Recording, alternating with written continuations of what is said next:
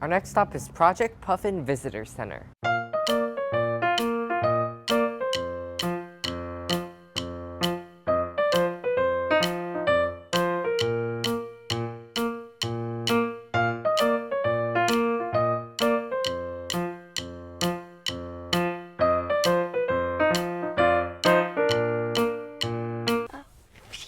Go, Abby. He's riding a puffin.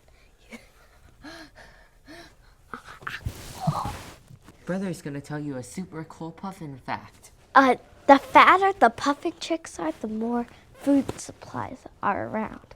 As you can see, this puffin is really fat. That's how you know that I ate a lot of food. And that is the Project Puffin Visitor Center. This is a great free place to go to when you're in Rockland. And also if you purchase things in the gift shop, all of the money goes to help support the puffins and the conservation. I already knew everything about puffins. No, he didn't.